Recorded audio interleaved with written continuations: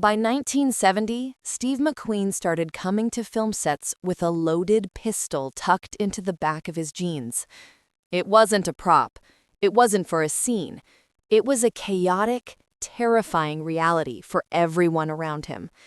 The king of cool, the man who defined masculine confidence for an entire generation, was shaking. His hands trembled when he lit his cigarettes. He whispered to his closest friends, looking around empty rooms as if the walls had ears, telling them that they were out to get him. He claimed they were trying to destroy him. The press, naturally, saw blood in the water. The headlines wrote themselves. McQueen loses his grip. The star who went mad. Gossip columnists, fed by anonymous studio sources, claimed it was the drugs. They said his ego had finally collapsed under its own massive weight.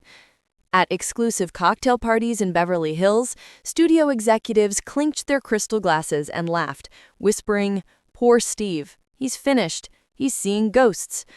You believed them. We all believed them. For 40 years, the accepted history has been that Steve McQueen's tragic decline was a self-inflicted wound of paranoia, substance abuse, and unbridled arrogance. But we were wrong. We were all wrong. Steve wasn't running from imaginary monsters. He was carrying that gun because he had walked into a room he wasn't supposed to enter. He had seen a piece of paper that wasn't meant for his eyes. Steve McQueen wasn't crazy. He was a victim of the biggest heist in Hollywood history, and he was the only one brave enough, or perhaps foolish enough, to try and stop it. To understand the tragedy, you have to understand the man. If you lived through the 1960s, you know that cool wasn't a marketing term. It was Steve McQueen. He wasn't like the stars we have today, plastic, manufactured by PR teams, terrified of being canceled, apologizing for their own shadows. Steve was real. He was forged in the fire of a brutal childhood, beaten in reform schools, hardened by the Marines. When he looked into the camera with those piercing blue eyes, he didn't need a monologue. He didn't need to shout. He just was. John Wayne was the father figure we respected, the authority. But McQueen? McQueen was the brother we wanted to be, the anti-hero, the man who looked at authority, smirked, and hit the gas. But as the 1960s bled into the darker, cynical era of the 1970s, the light in those eyes began to dim.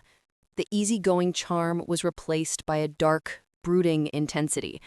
Stories began to leak from the sets, stories that painted a picture of a man unraveling. They said McQueen had become a nightmare to work with.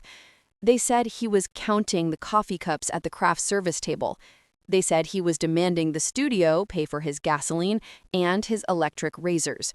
They said he was obsessing over every line of his contract with a magnifying glass, holding up production for hours over a few $100s. The industry labeled him greedy, difficult, a miser. Why would the highest-paid actor in the world care about the price of a ham sandwich or a tank of gas? It seemed like madness. It seemed like he had lost his perspective. But it wasn't greed. It was an investigation. Let's take you to the scene of the crime. Not a dark alley, but a brightly lit accounting department at a major studio. Let's imagine a junior accountant working late into the night. It's 1968. The film Bullitt has just been released. It is a global phenomenon. Lines wrap around city blocks. The car chase scene alone is rewriting cinema history. It's the kind of hit that builds empires. Steve McQueen had a revolutionary clause in his contract: gross participation, a percentage of the profits. If the movie made millions, Steve was supposed to make millions. It was a fair deal. He was the face, the talent, the draw.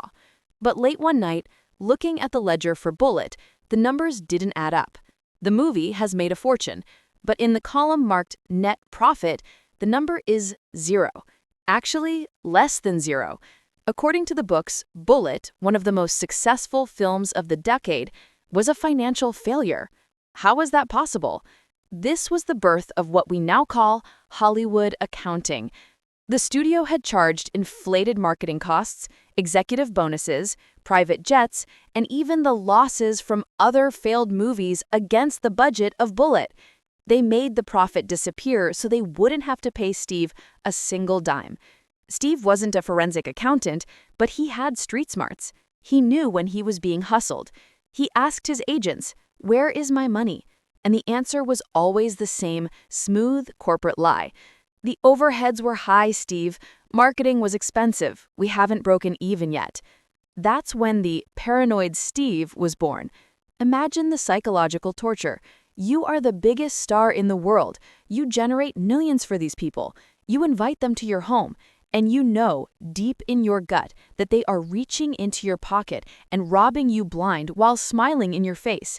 His obsession with pennies on set wasn't about being cheap. It was about control. If he couldn't stop them from stealing the millions, he would make damn sure they paid for his lunch. It was a petty, desperate, heartbreaking rebellion against a giant he couldn't topple. Before we go any further into this dark rabbit hole, I want to take a quick second to ask you something. Do you value the truth? We work hard here to dig up the stories that history tried to bury. If you are enjoying this deep dive into the hidden history of Hollywood, please take a moment to hit that like button. It helps us immensely in the fight against the algorithm. And if you haven't already, please consider subscribing to the Rumor Report. We don't just tell you the news, we tell you what they didn't want you to know. Thank you for being part of this family. Now back to Steve. The breaking point came in 1971. Witnesses described the day Steve McQueen walked into the studio head's office at Warner Brothers. He didn't bring his agent, he didn't bring a lawyer, he brought a file. He had hired private investigators. He had crunched the numbers himself. He threw the file on the desk. The sound echoed like a gunshot in the quiet, plush office. "You are stealing from me," he said. His voice wasn't the cool, detached voice of Bullitt. It was the growl of a cornered animal. "I know about the shell companies. I know about the distribution fees. I know where the money went." He expected an apology. He expected a settlement. He expected them to say, "Okay, Steve, you caught us." Instead, the executive looked at him, lit a cigar, and laughed. "Steve," he reportedly said, with the confidence of a man who owns the police, the judges, and the press, "this is Hollywood. You're just an actor. We are the studio. Who are they going to believe? The crazy star with a drug problem or the corporation?" In that moment, they didn't just steal his money, they killed his spirit. He stormed out of that office, but a part of him never left. This explains so much of his behavior in the later years. This is why he fought so bitterly with Paul Newman over the billing in The Towering Inferno. The press called it an ego war. They said McQueen was jealous of Newman's acting ability. They pitted two friends against each other. But it wasn't jealousy. McQueen knew the studio would screw him on the money. He knew the checks would never reflect his true worth because the accountants would cook the books.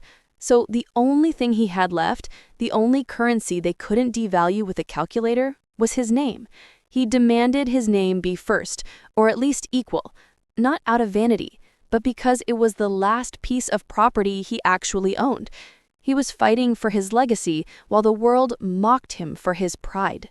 As the 70s wore on, Steve retreated. He moved away from Hollywood. He stopped trusting people.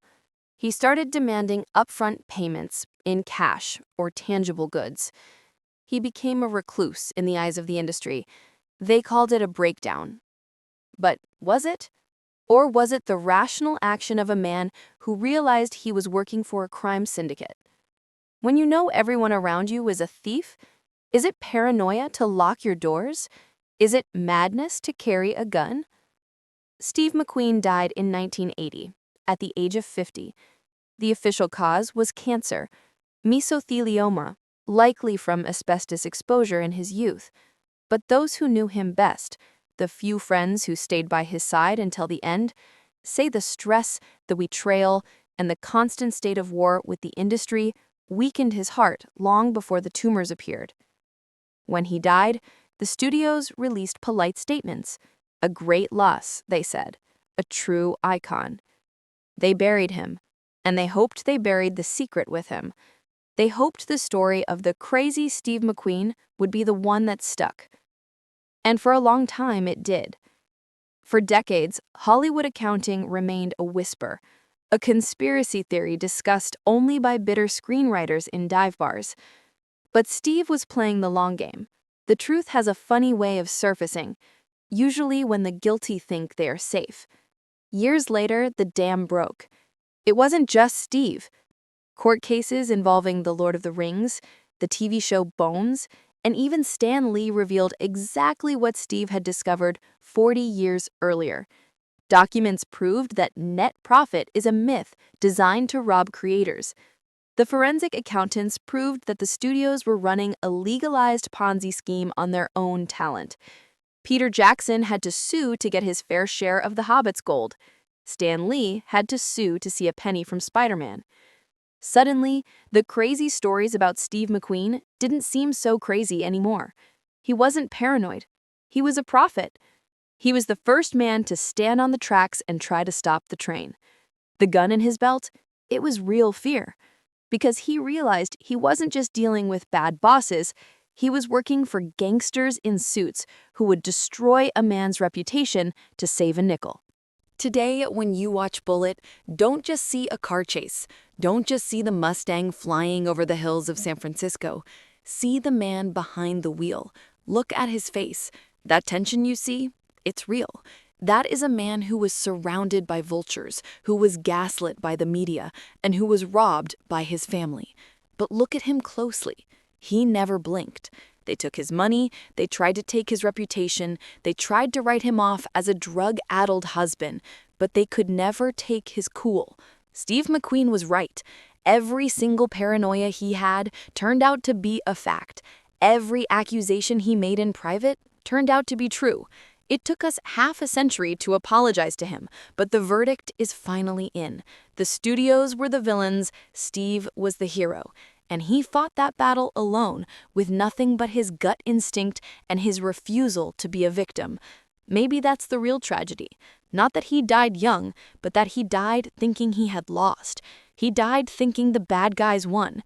But they didn't, because here we are, 40 years later, telling the truth. His name is still on the marquee, his face is still on the t-shirts, and the suits who robbed him, nobody remembers their names.